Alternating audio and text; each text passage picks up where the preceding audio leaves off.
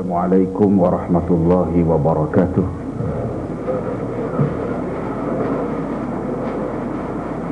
Alhamdulillah. Alhamdulillahilladzi anzala al-Qur'ana wa 'allamana al-bayan. Wassalatu wassalamu ala sayyidil anam sayyidina Muhammadin wa ala alihi wa ashabihi al-kiram. Saudara pengurusi, saudara-saudara pimpinan dan hadirin hadirat, semoga sekaliannya sejahtera, dirahmati dan diberkati Allah.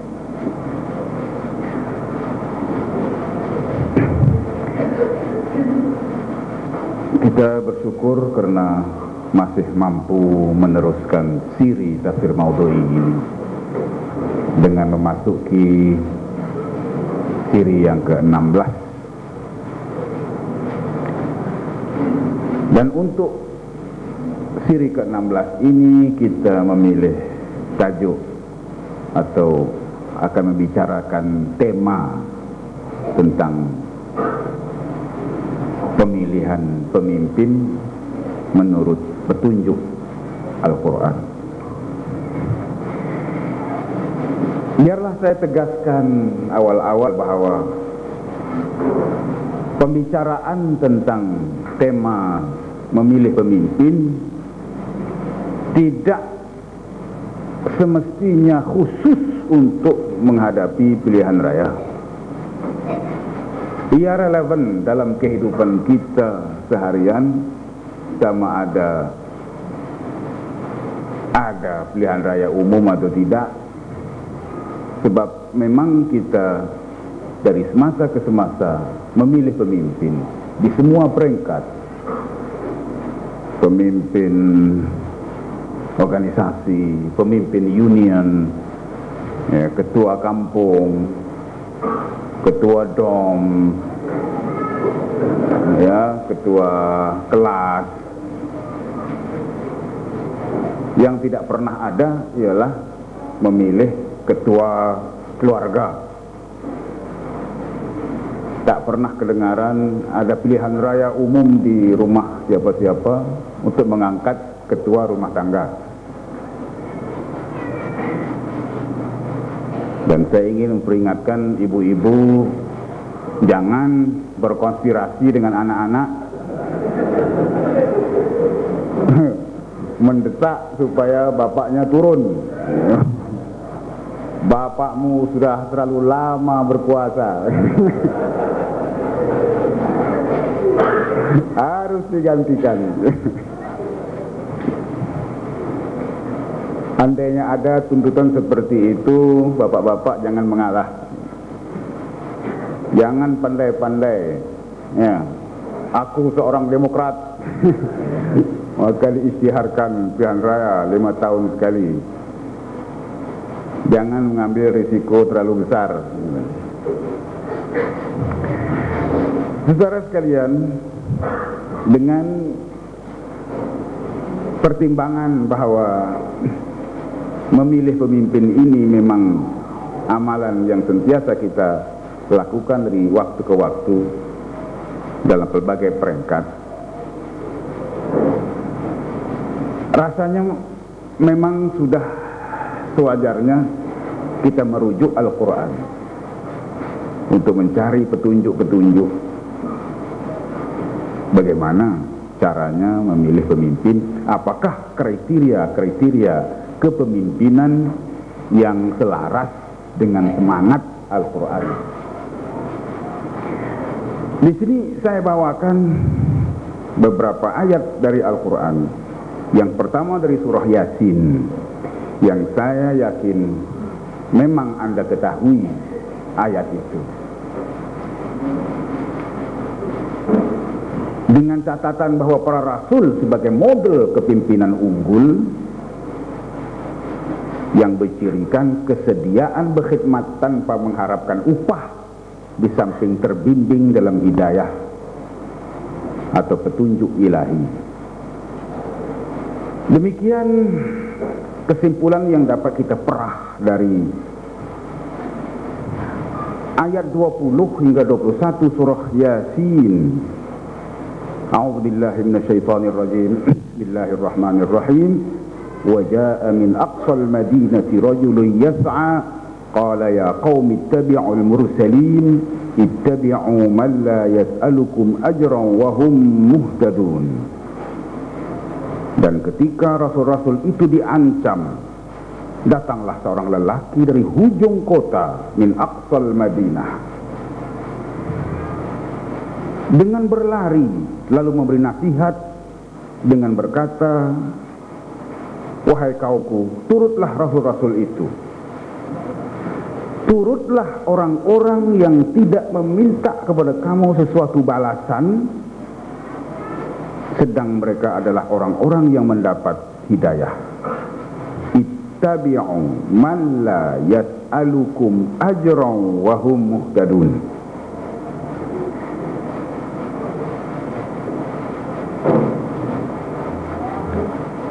Ayat ini menggambarkan satu situasi di mana para rasul itu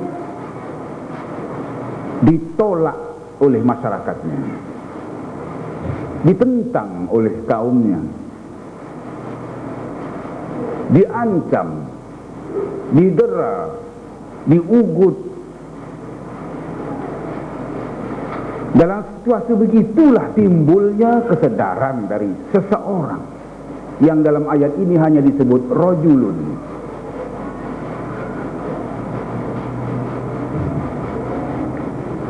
Seorang lelaki.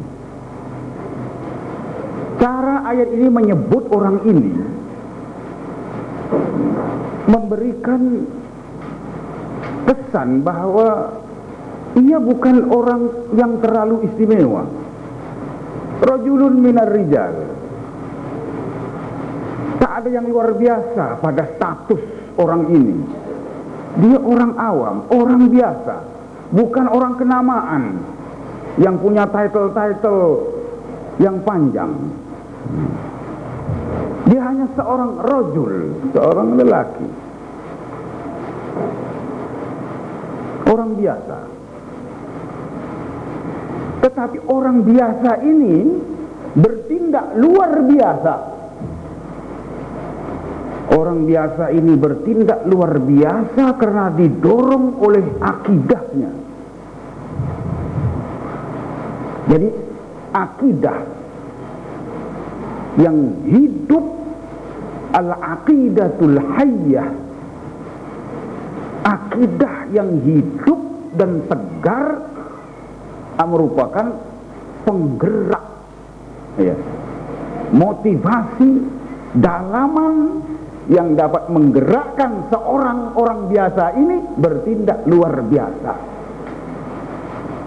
Rajulun yas'a, rajulun, ya, yas'a.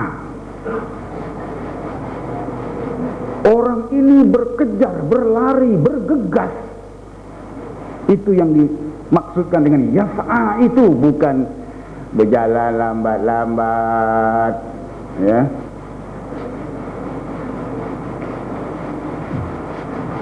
Ya, langkahnya longlai,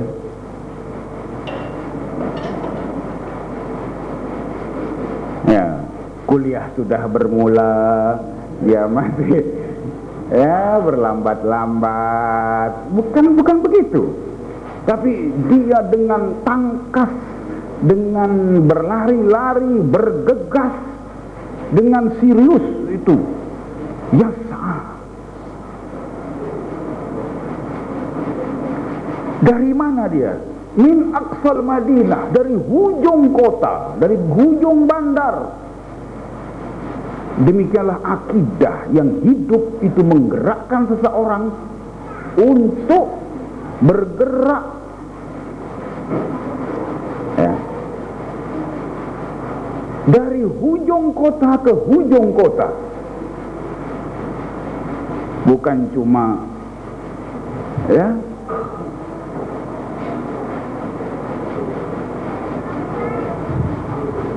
menghampiri tempat-tempat yang dekat, tapi dia datang dari jauh Kalimah min aqsal Madinah itu memberikan gambaran dari jauh, dari ujung,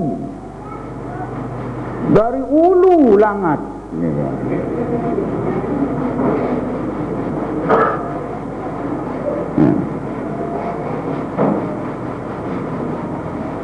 Wa jaa'a min aqsal Madinati rajulun yas'a qala ya qaumi ittabi'ul mursalin. Akidah yang hidup, al-aqidatul hayyah, itu yang menggerakkannya bertindak sedemikian rupa, mendatangi kaumnya yang sedang gila-gila, mengancam Rasul, mengingatkan mereka ini perbuatan yang merugikan. Sepatutnya kamu ittabi'ul mursalin, ikut kepimpinan, terima kepimpinan para rasul. Jangan menolak kepimpinan para rasul. Dia bukan cuma memberitahu ikut, tetapi sekaligus menyebut dan menekankan dua ciri, dua sebab mengapa orang-orang ini harus diikut. Karena orang ini punya dua ciri. La yas'alukum ajran wa hum muhtadun. Dia bekerja kuat, bekerja keras, memberikan petunjuk tanpa kepentingan apa-apa, tanpa mengharap apa-apa. La yas'alukum ajran, tidak minta upah, tidak minta balasan, tidak klaim pun. Ya, walaupun dengarnya dapat 5 juta tapi tak klaim.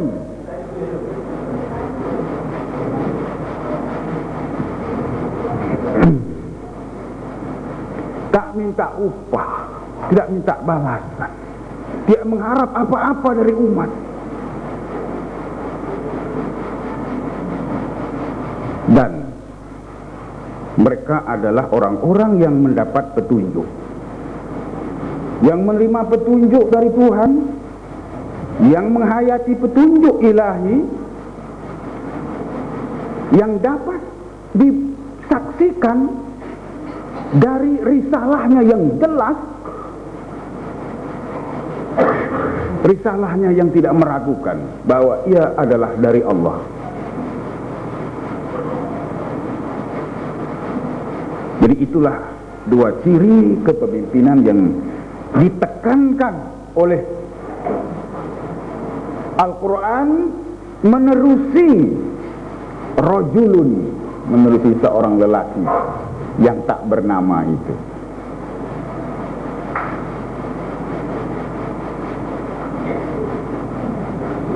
Anda tidak perlu bertanya siapa nama orang itu.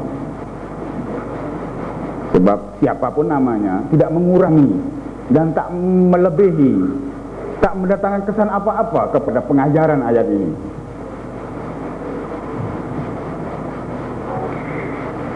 Seterusnya, para rasul adalah pemimpin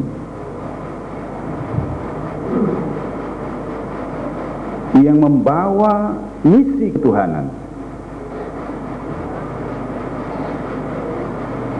Dan mereka sendiri memang telah terlebih dulu percaya serta beriman sepenuhnya dengan misi yang dibawanya. Maknanya mereka ini strongly believe in what they are preaching. Mereka yakin penuh dengan misinya.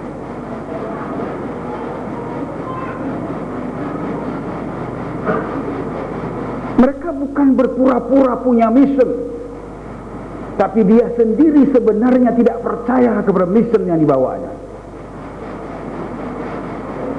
Dia tidak pura-pura, dia tidak berlakon, dan dia tidak menyamar. Memang dia sendiri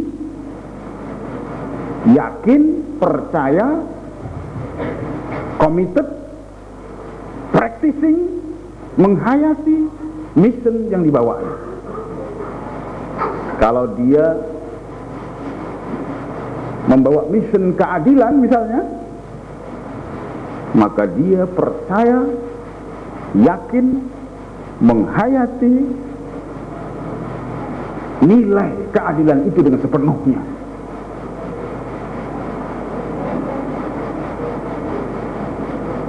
Dia tidak pura-pura.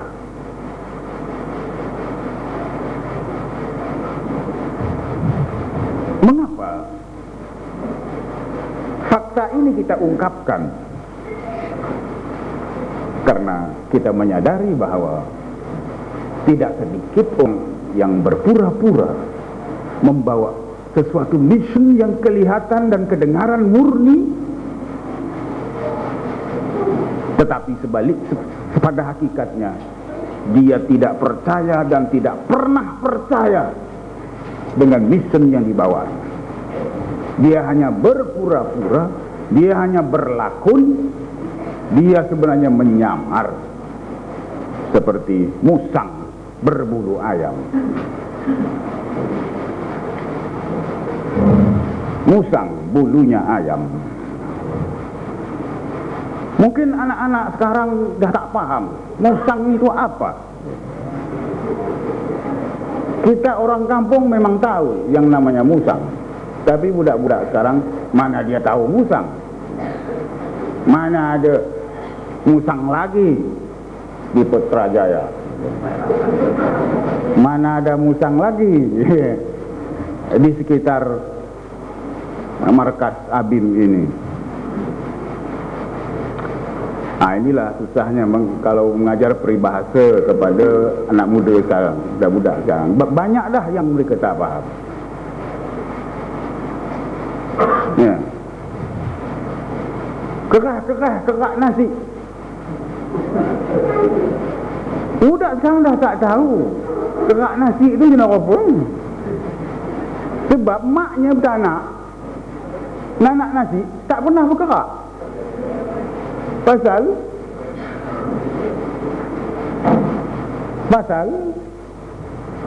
pakai rice cooker yang apa? Tak ada kerak. Apalagi menahan lokah di pergentingan. Lagi dia tidak tahu yang namanya lokah itu apa. Jadi menahan lokah di pergentingan dah tak dipahami lagi. Sepatutnya ditukar saja dari menahan lokah di bergentingan kepada mendirikan tol di Lebuh Raya. Itu lebih mudah dipahami oleh generasi sekarang.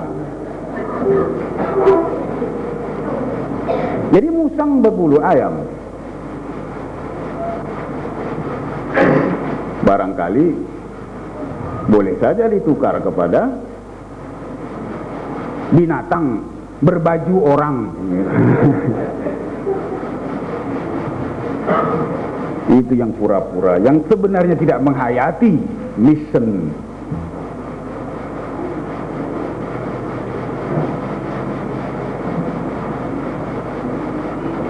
Tetapi rasul-rasul itu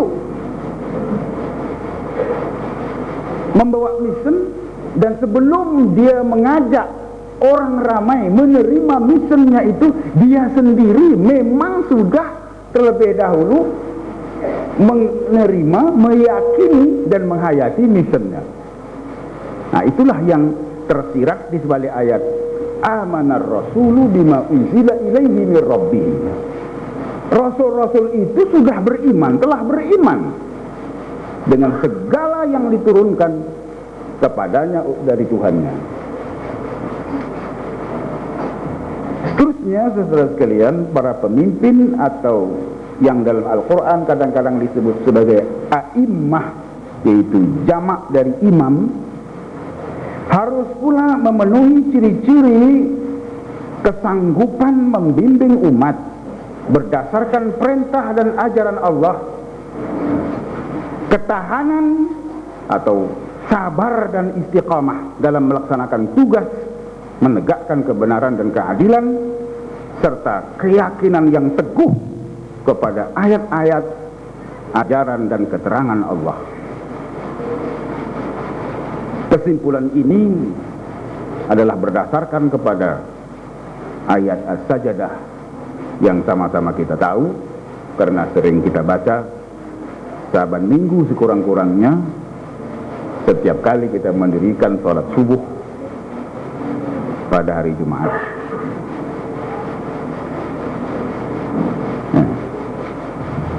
Waja'alna minhum a'immatan yahduna bi amrina lamma sabaru wa kanu bi ayatina yuqinun. Dan kami jadikan dari kalangan mereka pemimpin-pemimpin, maksudnya dari kalangan Bani Israel,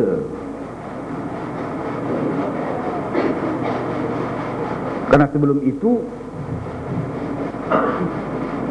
ayat As-Sajdah itu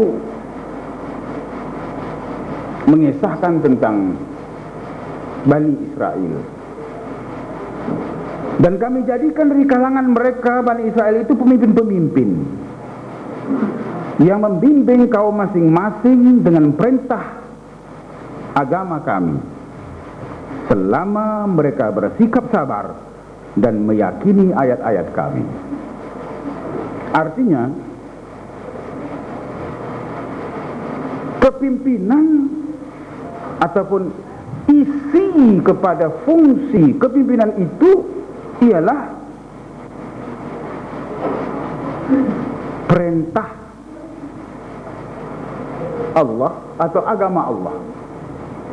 Harus itu yang menjadi substance, harus itu yang menjadi kandungan, harus itu yang menjadi muatan kepada kepimpinan, yaitu yahduna bi amrina, memberikan petunjuk berdasarkan kepada perintah Allah, berdasarkan kepada ajaran agama Allah.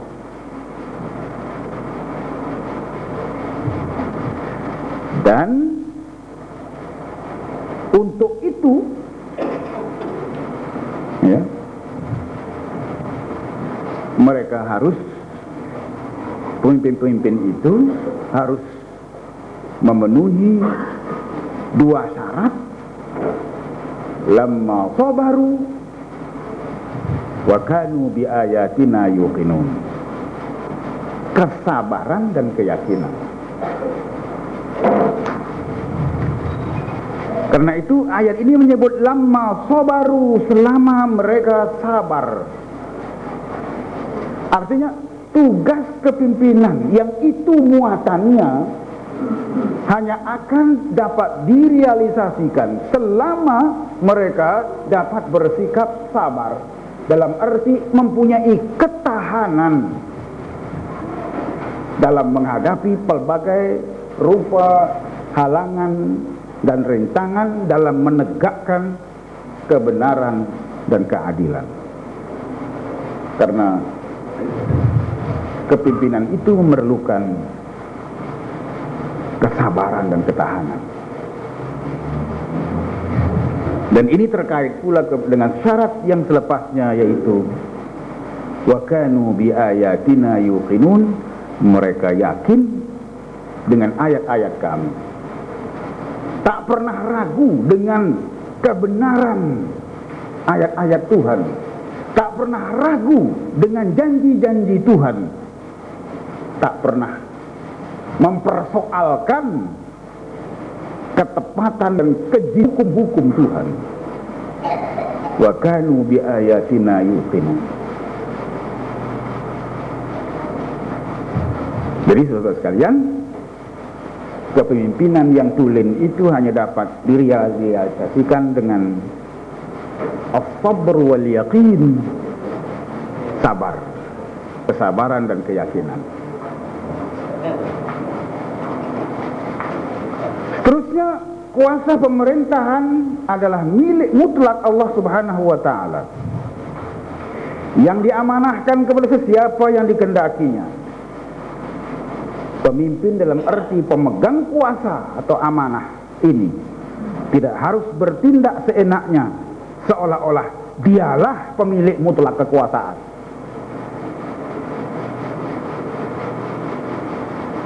Kadang-kadang orang yang berkuasa, yang memegang kuasa, apalagi kalau terlalu lama memegang kuasa sehingga dia lupa bahwa dia pernah tidak berkuasa, seolah kekuasaan dengan dirinya itu sudah menyatu dan mendarah daging, sehingga dia merasa itu milik mutlak, milik pribadinya. Walhal itu pinjaman, amanah dari Allah. Kesadaran itu boleh hilang apabila seseorang itu merasa kepimpinan itu hak pribadi.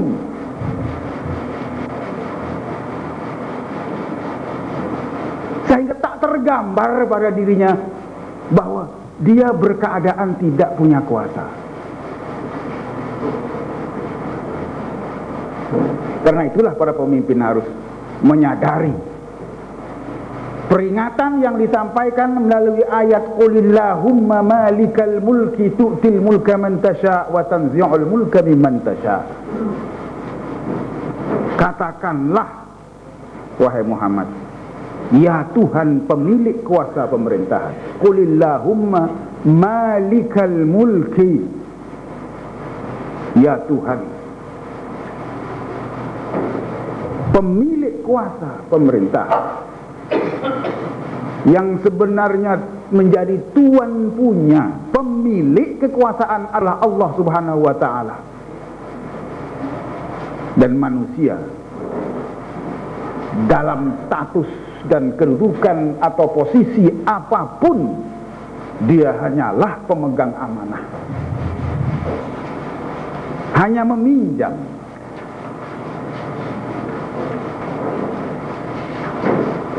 Dia bukan pemilik mutlak. Jangan sampai merasa kuasa itu milik mutlak dirinya, hak mutlak dirinya.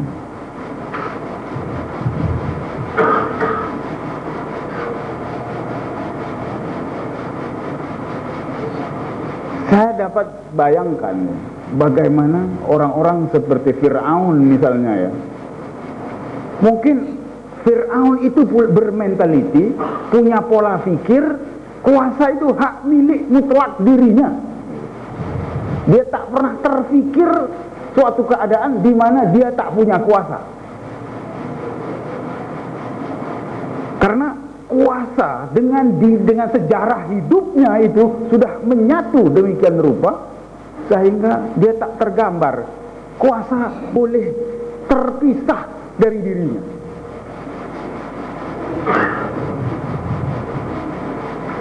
Seolah dia dilahirkan untuk berkuasa.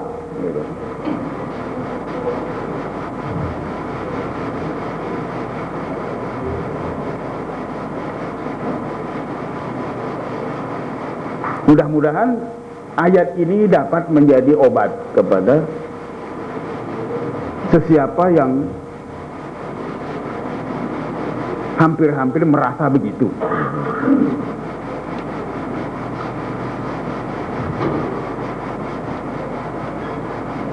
Perkara kelima yang saya bangkitkan di sini ialah tentang sifat para penguasa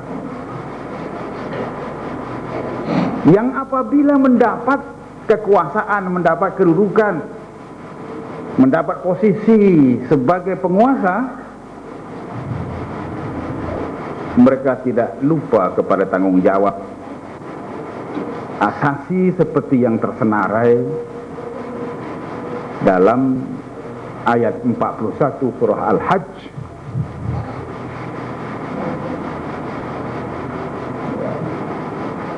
yang berbunyi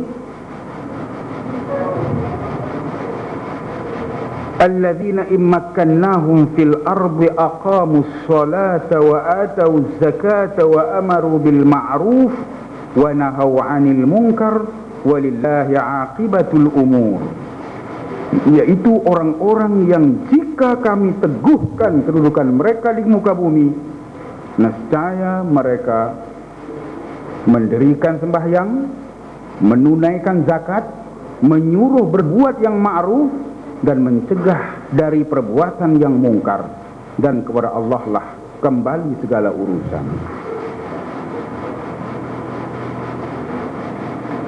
Ini adalah pemberian Al-Quran tentang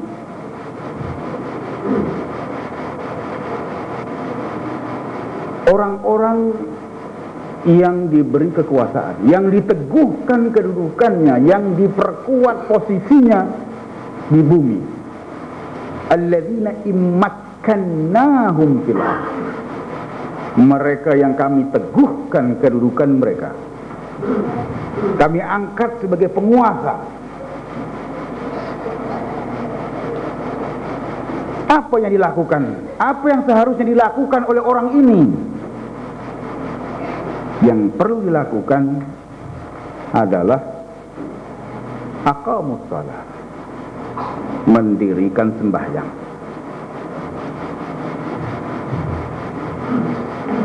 Sembahyang atau shalah yang disebut dalam ayat ini adalah shalah dalam pengertian yang semurni dan setulinnya dengan segala implikasinya. Tidak cuma mendirikan sembahyang, menunaikan sembahyang seperti orang awam mendirikan sembahyang, dan dia tetap liar dan jahat seperti itu juga, cuma waktu sembahyang dia sembahyang. Kan banyak orang begitu, sembahyangnya tidak membentuk pribadinya, sembahyangnya tidak merubah pekertinya.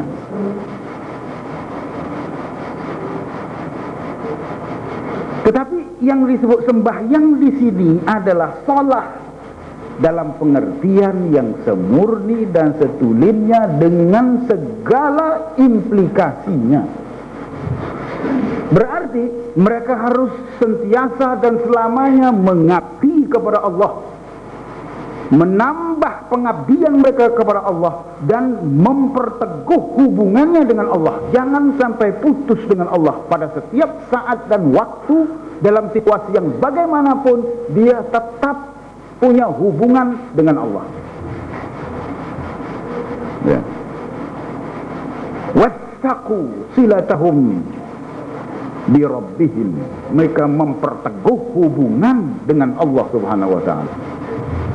Tidak pernah satu saat dia melupakan Allah. Jadi mendirikan sembahyang dengan implikasi itu, bahwa dia sentiasa memelihara hubungannya, sentiasa memperkuat dan mempererat hubungannya dengan Allah. Karena itulah maka pemimpin-pemimpin yang demikian tampak dari segi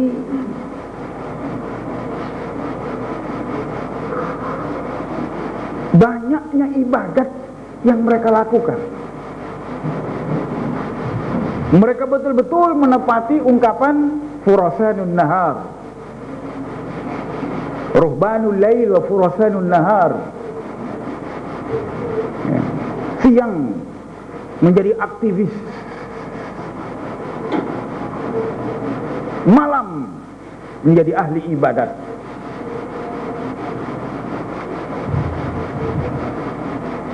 Artinya pemimpin yang kuat ibadat. Pemimpin yang kuat ibadat itulah yang dimaksudkan dengan pemimpin yang sentiasa meningkatkan dan mempereratkan hubungannya dengan Allah. Bukan pemimpin sebelum berkuasa dia berusaha mendekati Allah dengan bermacam-macam lah. Tapi sesudah berkuasa dia lupa. Lebih banyak pestanya dari ibadahnya.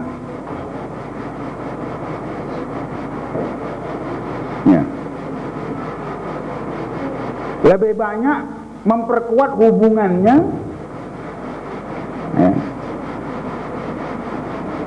dengan manusia-manusia yang ada kepentingan dengannya dari memelihara hubungannya dengan Tuhan.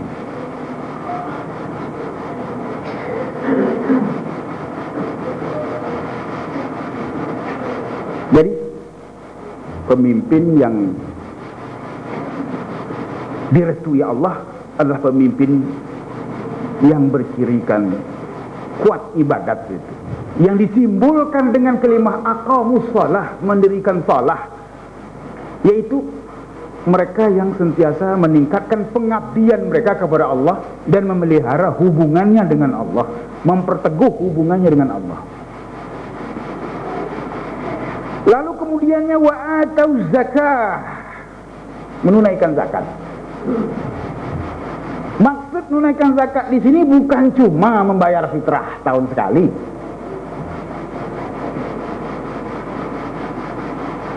Ya. Bukan cuma membayar fitrah tahun sekali. Yang memang dilakukan oleh kebanyakan orang.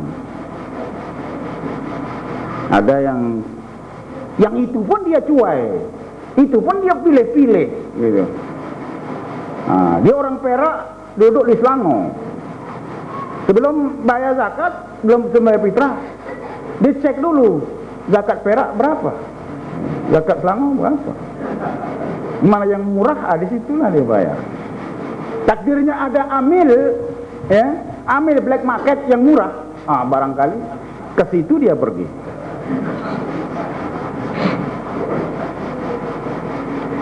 Yang dimaksudkan dengan wa atau zakah di sini ialah menunaikan hak-hak harta.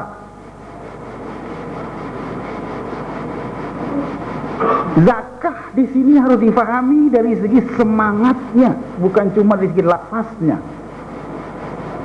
Sehingga mereka punya kekuatan intasaru ala syuhin nafs, sehingga mereka dapat membersihkan diri mereka dari sifat bakhil, sifat kedekut, sayang sangat kepada harta, sehingga dia bersih dari rasa tamak. Mengapa? Mengapa penguasa perlu banyak sembahyang, banyak ibadat, perlu banyak berzakat? Karena seorang pemimpin dalam satu hari entah berapa puluh, entah berapa ratus keputusan yang dia buat. Ya. Seorang pemimpin perlu membuat keputusan yang beratus-ratus itu berdasarkan ajaran Allah. Bagaimana kalau dia terputus dari Allah? Bagaimana keputusan yang dibuatnya itu kalau dia buat dalam situasi dia lupa kepada Allah? Ya. Dalam satu hari entah berapa puluh, entah berapa ratus keputusan yang dia buat.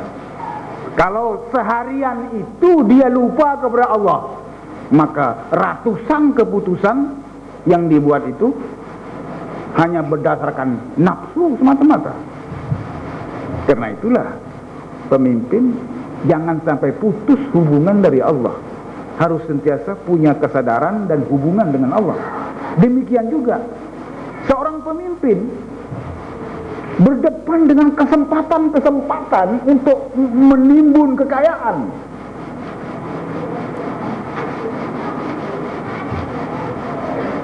Semakin besar, semakin tinggi posisi kepemimpinan yang ditempatinya, semakin banyaklah peluang untuk dia menimbun harta. Ya. Semakin kanan portfolio yang dipegangnya, semakin banyaklah peluang dan kesempatan untuk dia membolot harta rakyat. Karena itu dia perlu melakukan dia perlu menunaikan zakat. Zakat dalam arti dengan semangat tazkiyah, zakat dengan semangat membersihkan diri dari rakus dan tamak kepada harta. Kalau dia membayar zakat tapi dia tetap tamak, tetap rakus, saya tidak tahu dia bayar apa sebenarnya itu. Pembayar zakat yang tulen, yang ikhlas adalah orang-orang yang menyucikan dirinya, membersihkan hatinya dari tamak, dari cinta dan rakus kepada harta dunia. Ya. Jadi dengan konsisten istiqomah membayar zakat, diharapkan dia hatinya akan bebas dari rasa tamak. Dia akan bebas dari godaan setan agar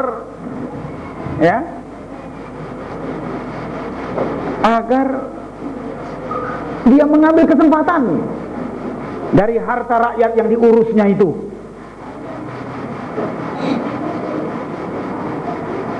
Saya tidak tahu membayangkan bagaimana kesempatan pemimpin mengaut harta rakyat, ya, sebab saya tidak pernah berada di posisi itu. Tapi dari perbincangan pemberian Al-Quran dan sebagainya, saya dapat menangkap bahwa seorang pemimpin semakin tinggi posisi kepimpinannya itu, dia semakin berdepan, semakin banyak berpeluang kalau dia mau curang dalam mengurus harta rakyat untuk memperkaya dirinya atau suku sakatnya. Karena itu dia perlu menunaikan zakat dengan semangat yang sedemikian itu. Dengan semangat zakat itu juga dia harus dapat mengurus harta rakyat dengan amanah, dengan memenuhi keperluan-keperluan rakyat, terutama yang dhaif, terutama para du'afa, terutama yang lemah, yang miskin, yang tertindas. Lalu wa amaru bil ma'ruf,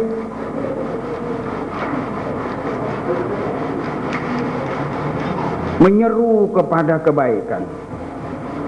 Sebaik-baik saja dia menempati posisi kepimpinan, maka agenda pertama ialah ad-da'wah ilal khair, ad-da'wah ilal ma'ruf, membuat program kemakrufan, kebaikan, menganjurkan kebaikan, mengajak rakyat melakukan kebaikan, mendorong rakyat, memotivasikan rakyat agar melakukan kebaikan. Wa nahau 'anil munkar. Dan serentak dengan itu dia harus punya program membantras segala kemungkaran, membantras segala kebejatan,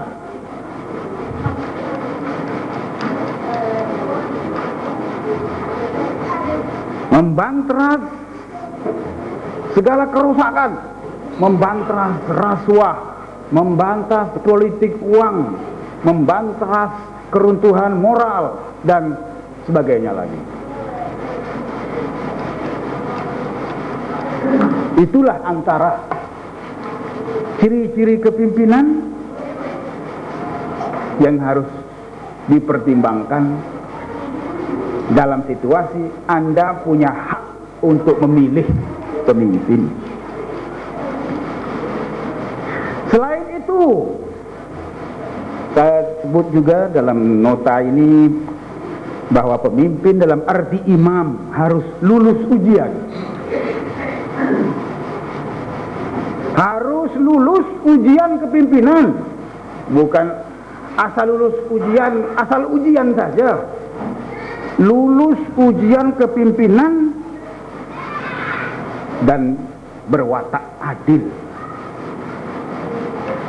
tidak zalim. Demikian yang dimaksudkan oleh ayat 124 surah Al-Baqarah mengenai Nabi Ibrahim alaihi salam.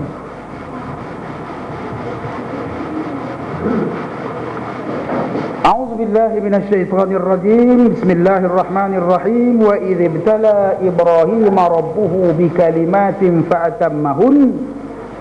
Qala inni ja'iluka lin-nasi imama.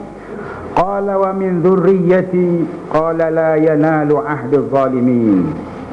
Dan ingatlah ketika Ibrahim diuji Tuhannya dengan beberapa kalimat, maksudnya perintah dan larangan, lalu Ibrahim menunaikannya. Allah berfirman, sesungguhnya aku akan menjadikanmu imam bagi seluruh manusia. Ibrahim berkata, dan saya mohon juga dari keturunanku. Allah berfirman, janjiku ini tidak meliputi orang-orang yang zalim. Apakah kira-kira message dari ayat 124 surah Al-Baqarah ini yang disampaikan menerusi kisah Ibrahim alaihissalam?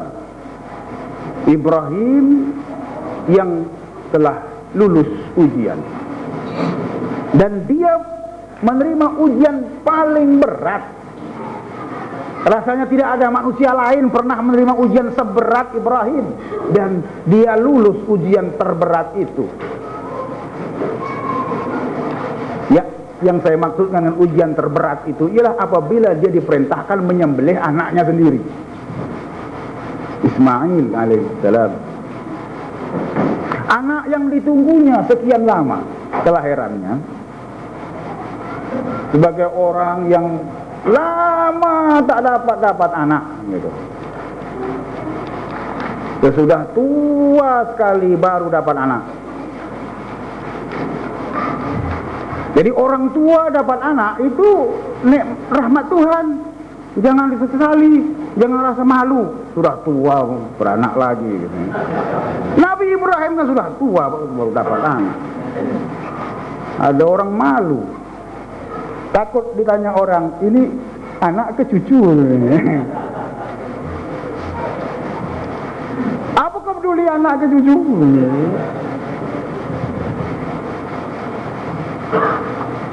Anak yang telah ditunggu kelahirannya sekian lama hingga tua, bila lahir, bila anak itu meningkat, remaja, pandai berkata-kata, pandai bersoal jawab, ketika itulah dia diperintahkan sembelih.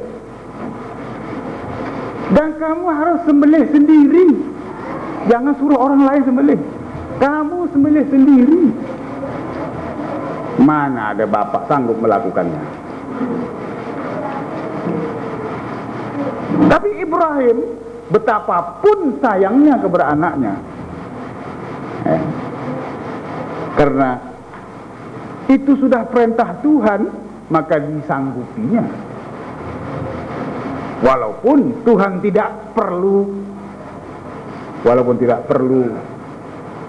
atau tidak memerlukan Ibrahim betul-betul melaksanakannya. Tuhan hanya mau menguji kesanggupannya.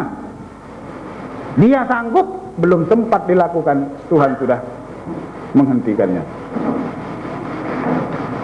Karena Tuhan tidak bermaksud untuk mendera Ibrahim seberat itu. Dia lulus. Ini yang dimaksudkan dengan wa idzibtala. Ibrahim diuji Tuhannya. Dan ujiannya bukan cuma itu, banyak ujiannya. Mulai dari waktu dia masih di kampung halaman bersama ibu bapaknya, ya, dia disuruh menjual berhala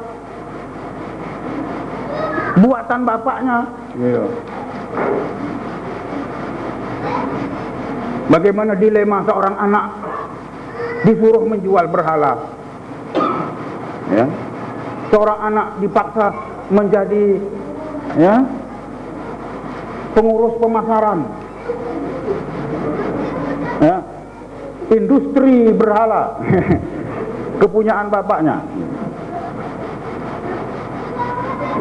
Inilah dia lakukan dengan hati, dia lakukan dengan sikap tidak percaya dengan apa yang dilakukan. Ini lain dari tadi kan, amanar rasulu bima unzila ilaihi min rabbih. Tuh Rasul yakin dengan apa yang diturunkan kepadanya. Seorang petugas yang meyakini apa yang dilaksanakan, yang percaya, yang believe in what he is doing. Tetapi di sini Ibrahim melakukan sesuatu yang dia tak percaya. Karena itu dia tidak cemerlang sebagai penjual berhala.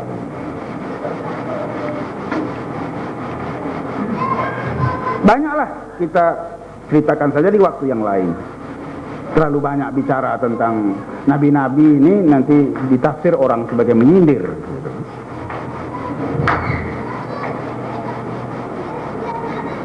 Yang penting kita catat bahwa dia melintasi ujian demi ujian dengan jayanya. Dan itulah, kejayaan itulah yang memberikannya, yang membolehkannya, yang memungkinkannya mendapat pengakuan syahadah dari Allah. Apa yang dimaksudkan dengan syahadah dari Allah ini? Penyaksian dari Allah ialah bila turun ayat ini, ya, pengakuan Tuhan. Fa'atammahun, Ibrahim menyempurnakan, melaksanakan semua ujian, perintah yang dilaksanakan. Dan inilah syahadah, inilah ijazah tertinggi yang diperolehi oleh seorang manusia bila dia mendapatnya dari Tuhan. Kalau ijazah dari universiti ini tak adil macam mana, no. Kadang buat lebih ke orang bumpeh. Nasib aja tu kadang.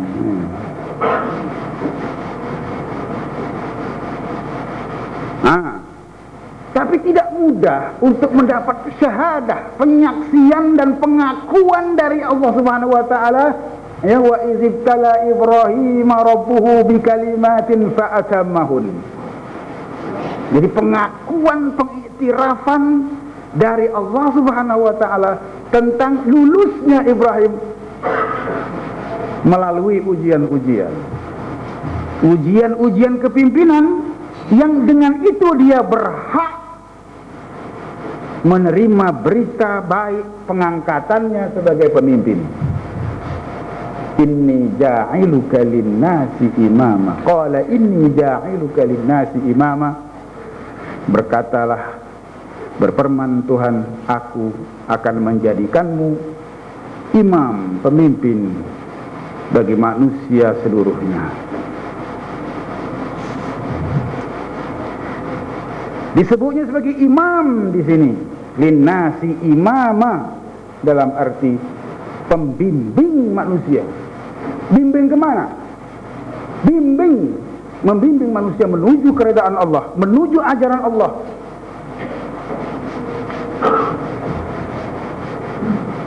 Bimbing ke sana.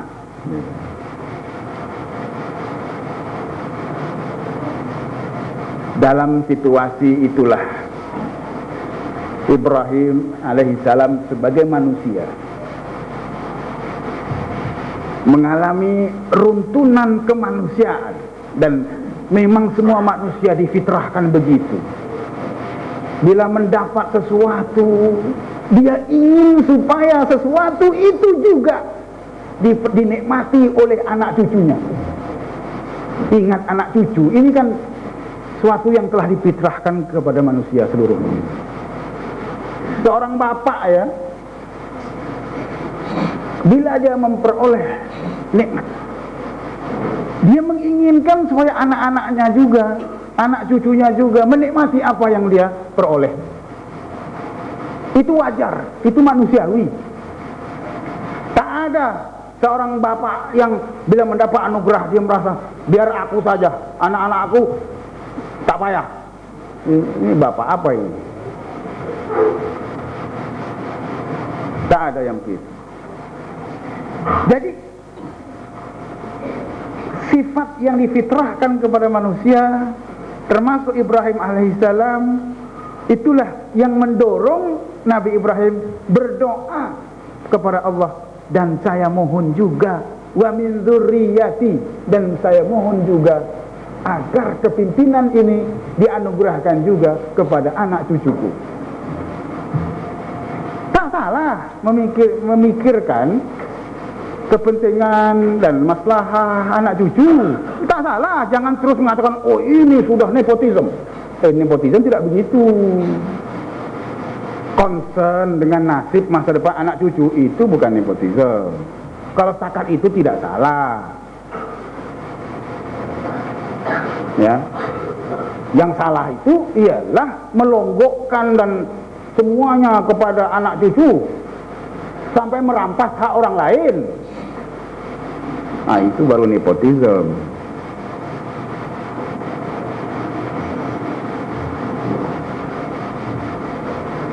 Nah, tetapi jawaban Tuhan kepada doa Nabi Ibrahim ini bukan satu jawaban pribadi personal, tapi diturunkan jawaban itu, diberikannya jawaban itu dalam bentuk satu prinsip umum untuk semua di sepanjang masa, sepanjang zaman. Ini prinsip ketuhanan. Jadi Tuhan menjawab doa Ibrahim dengan memberikan satu prinsip. Prinsip kepimpinan, bahwa kepimpinan tidak ada kaitannya dengan warisan, keturunan, pusaka. Tak boleh. Ia hanya untuk mereka yang adil.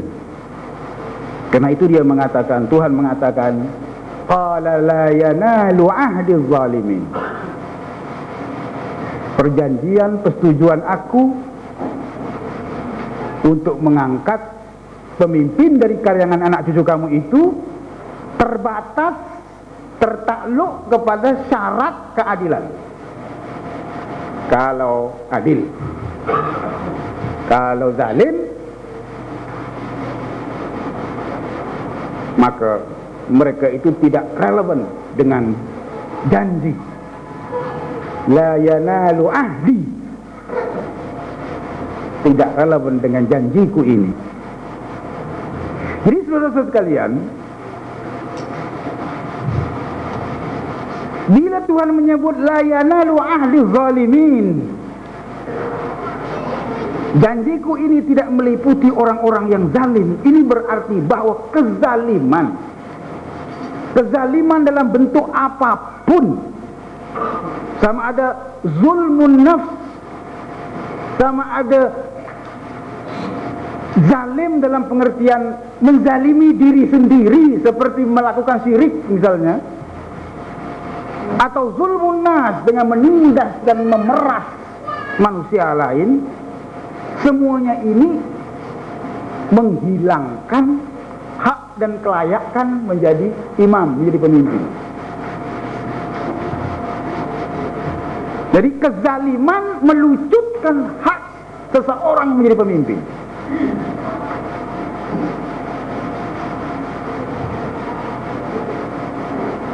Ya, karena kepimpinan itu sangat terkait dengan keadilan.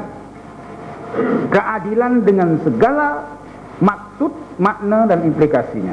Itulah yang menjadi syarat kepada kepimpinan.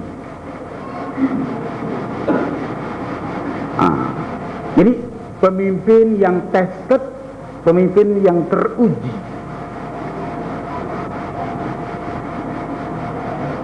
Selain Nabi Ibrahim, orang seperti Nabi Yusuf alaihissalam misalnya, juga satu contoh pemimpin yang teruji.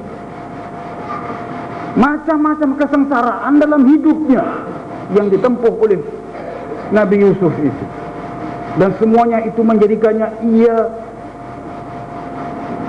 memiliki ketahanan yang luar biasa. ya,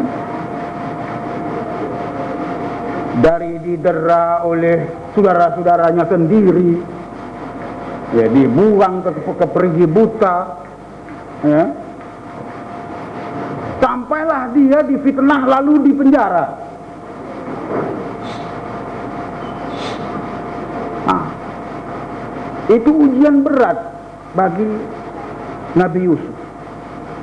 Nabi Yusuf dihadapkan dengan pilihan, ikut kemauan wanita-wanita penggoda itu atau ke penjara.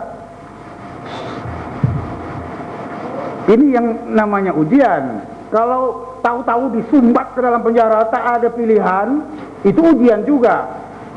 Tapi saya pikir lain orang paksa kita masuk penjara dengan orang bagi pilihan. Ya. Kalau dipaksa, disumbat terus tanpa ada pilihan, itu kan ya nak cakap apa lagi, dah disumbat orang gitu. Rela tak rela, dah disumbat di situ. Tapi Nabi Yusuf punya pilihan. Dia boleh mengelak penjara kalau dia mau. Tapi pilihannya ikut kemauan wanita-wanita penggoda itu. Di situ hebatnya dia. Yang dipaksa masuk penjara itu hebat juga. Hebat tuh. Mana boleh tak hebat? Hebatlah. Ya, yang ditahan, dilokap, di dalam bilik gelap, pakai bawah pendek, hebatlah. Tapi lebih hebat lagi Nabi Yusuf yang masuk penjara dengan pilihan. Dia boleh mengelak dari terpenjara sebenarnya, kalau dia ikut kemauan wanita-wanita penggoda yang diketuai oleh siapa? Seorang berat rasanya nak sebut nama itu. Tahu ya, sebutlah. Saya hanya menyebutnya pada saat-saat tertentu.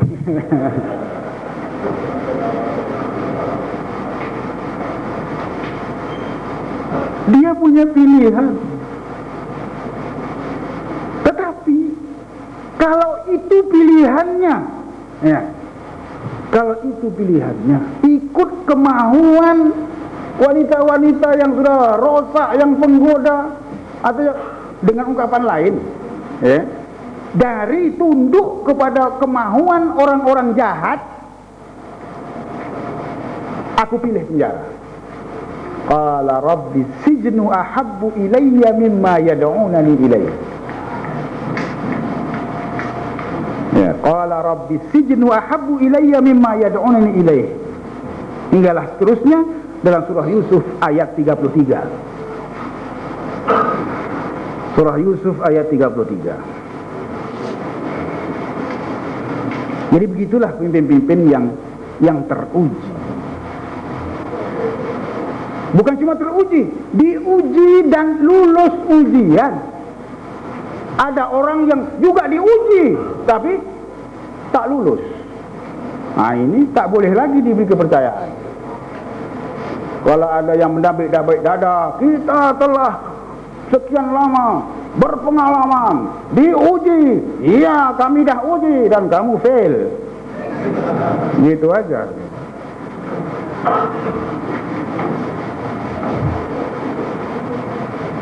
Jadi kepimpinan itu tidak untuk mereka yang zalim.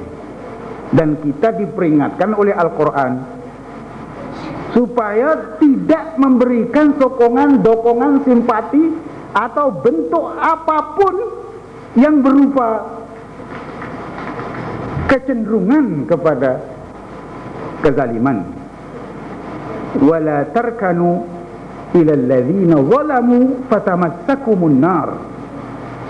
Dan janganlah kamu cenderung kepada orang-orang yang zalim, kelak kamu akan dijilat api neraka. Jadi orang-orang yang zalim, kepada orang-orang yang zalim usahakan sokong, cenderung pun tak boleh. Jadi kenapa tak boleh? Karena kecenderungan, simpati, dukungan terhadap mereka berarti endorsement, persetujuan dan dukungan juga kepada kezaliman yang mereka lakukan, dan itu akan menjadikan mereka lebih zalim lagi karena dukungan kita. Itu maksudnya. Jadi jangan jadi accommodationist, ya, yang mengendoskan kezaliman-kezaliman dan kejahatan-kejahatan. Saya tidak mengerti tentang sikap yalah golongan accommodationist ini yang mengiyakan tanpa reason, termasuk mereka yang dikatakan terpelajar, mengaji agama. Ada satu ustaz bingung,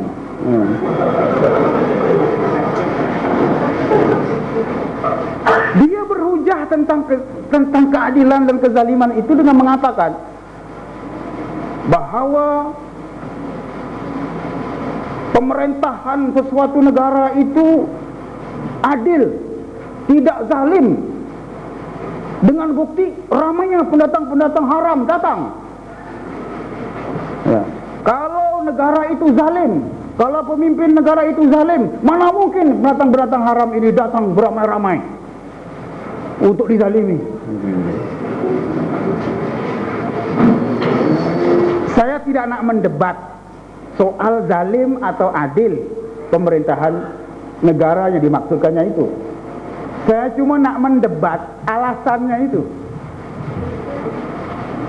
Di mana dia jumpa bahawa dalil, tanda keadilan ialah bila datang pendatang haram?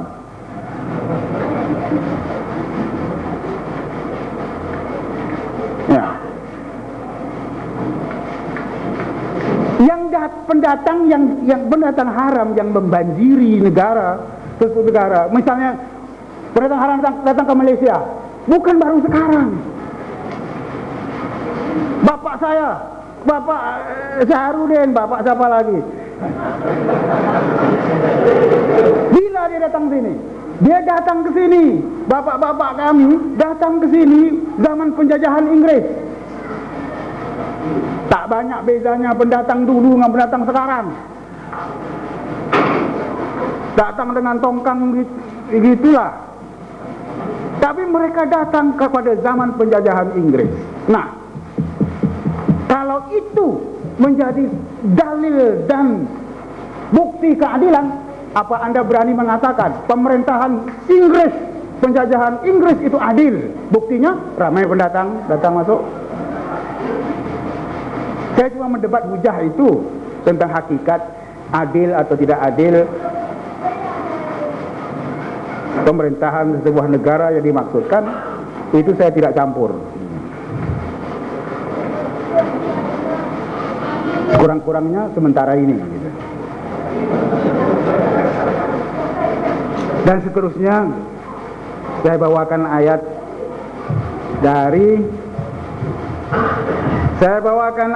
dari surah Al-Baqarah 247 tentang Talut.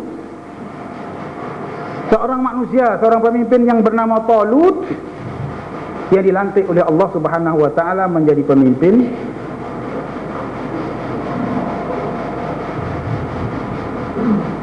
Yang dipilih oleh Allah Subhanahu wa taala menjadi pemimpin di kalangan kaum Bani Israel. Yang perlu diperhatikan di sini ialah atas asas apa pemilihan Tuhan itu dilakukan,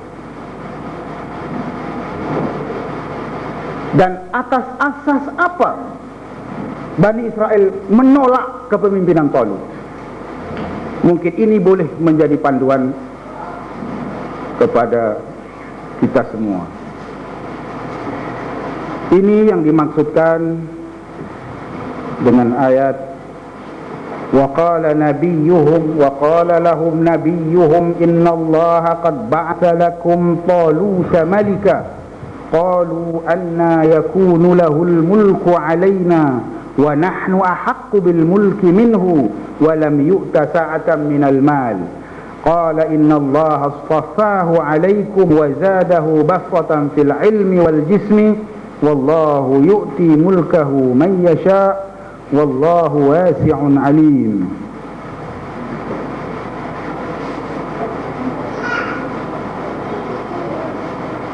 Jadi Bani Israel yang dalam keadaan memerlukan pimpinan demi survival mereka, untuk survival mereka perlukan pemimpin yang efektif. Maka Tuhan pilih, hantarkan Talut sebagai pemimpin mereka. Tapi mereka menolaknya dengan alasan anna yakunu lahul mulku alaina wa nahnu ahaqqu bil mulki minhu. Mereka merasakan bahwa mereka sendiri dari kalangan mereka lebih berhak menjadi pemimpin. Karena Talut bukan dari keturunan raja-raja atau dari keturunan pemimpin di kalangan Bani Israel. Ini digunakan faktor keturunan. Kedua, Talut juga tidak punya duit. Dia tidak kaya. Sekurang-kurangnya, kalaupun bukan keturunan pemimpin, kalau dia kaya, dapat juga. Artinya compensate, dapat juga menebus ya, kekurangan dari keturunan. Ini sudahlah tidak keturunan pemimpin, tak ada duit pula.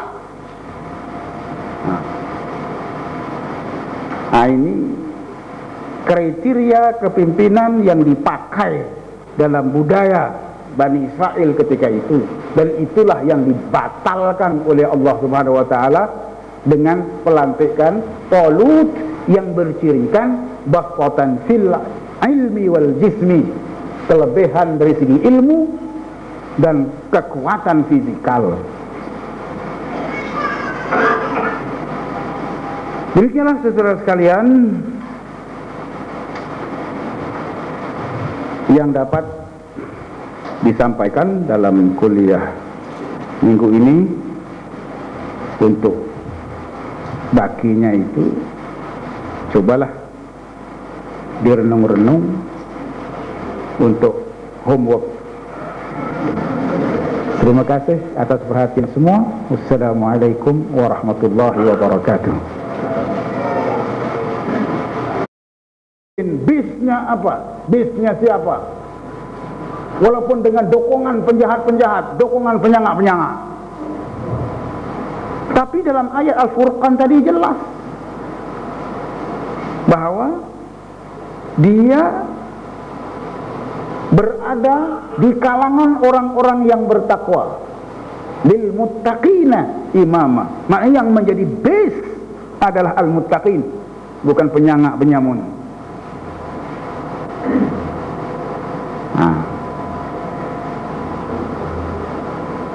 Sebenarnya meminta jadi pemimpin juga tidak salah dalam situasi-situasi tertentu.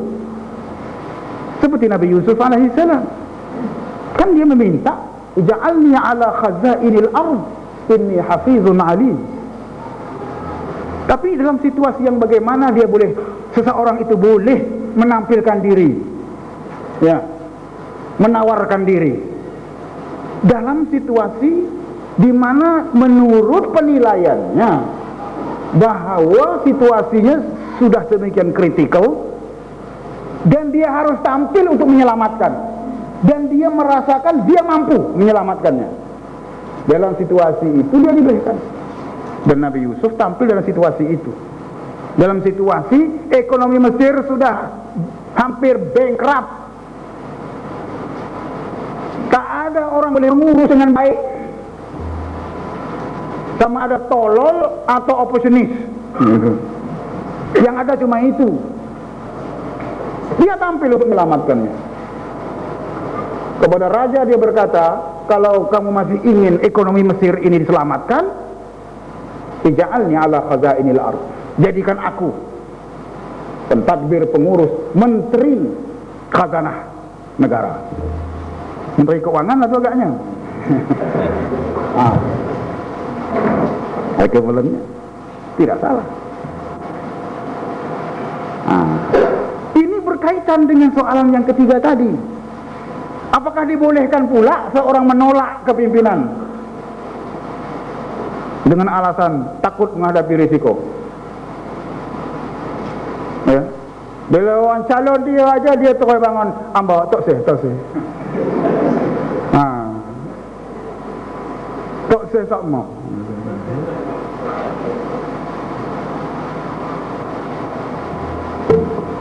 Dalam situasi ya, di mana ya, dia yang paling mampu dan dia yang diharapkan ya, maka dia perlu memenuhi hajat orang ramai, hajat rakyat,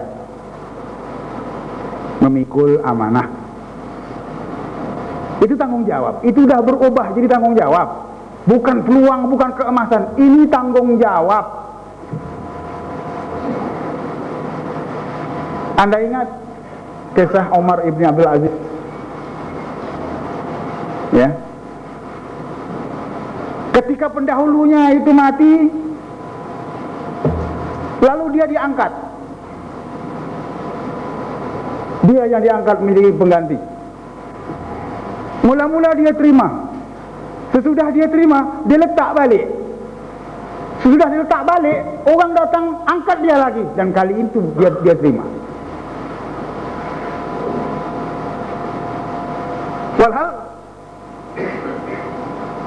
Walhal dia sebenarnya sangat takut dengan risiko menjadi pemimpin itu.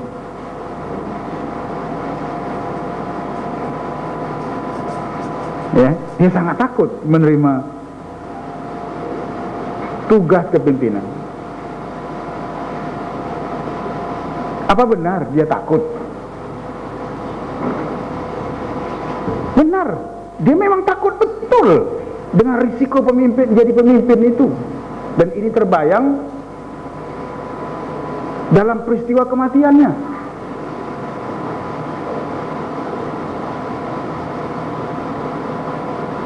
Ketika dia menderita di pembaringan, di saat-saat akhir hayatnya, hayat yang tidak lama sebenarnya, dia mati muda, memerintah cuma 2 tahun 5 bulan atau 2 tahun setengah. Konon dia diracun.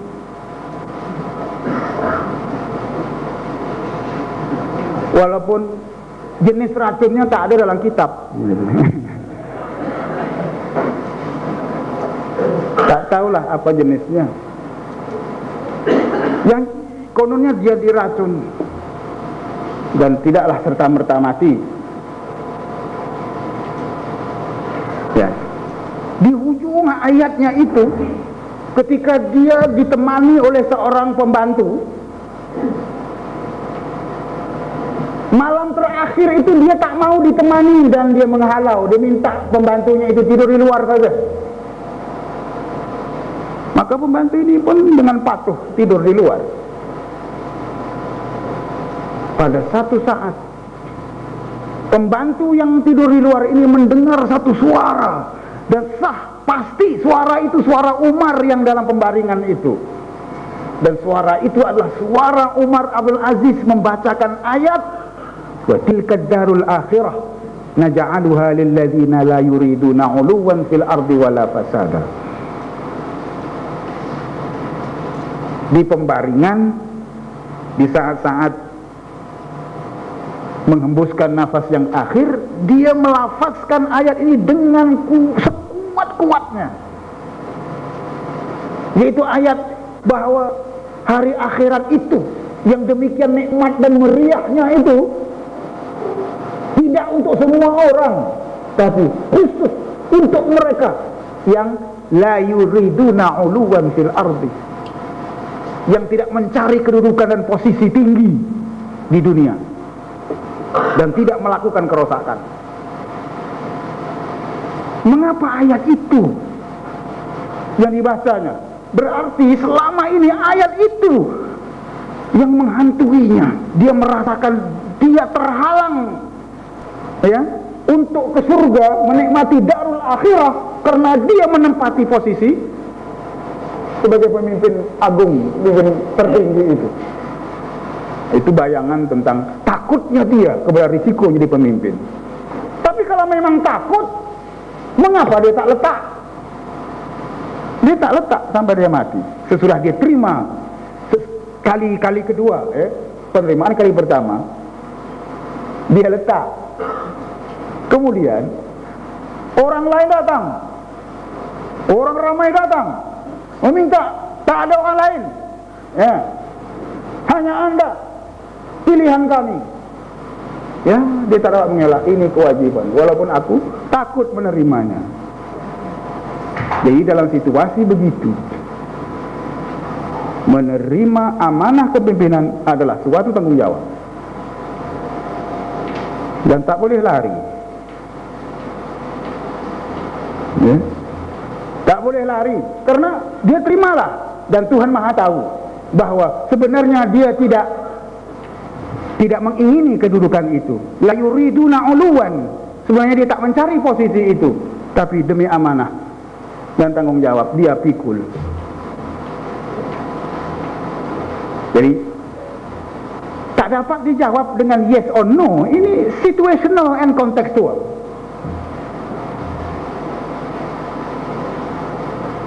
Mengenai pertanyaan Dr. Amir, bukan pertanyaan sebenarnya, dia nak buat statement. Nah, dia nak buat statement, ya, ya, to be neutral dalam soal benar atau salah, adil dan zalim, ya, menjadi neutral is unpardonable sin. Agaknya begitu. Suatu dosa yang tak berampun kalau memilih untuk neutral dalam konteks salah benar, ya, dan adil zalim. Kalau begitu konteksnya, saya setuju. Ini sikap hipokrit, munafik, ya, yang tak mau komit itu suatu kemunafikan. Muzabzabina baina zalika la ilaha ula wa la ilaha ula. Ya. Ayatnya begitu. Ya. Dia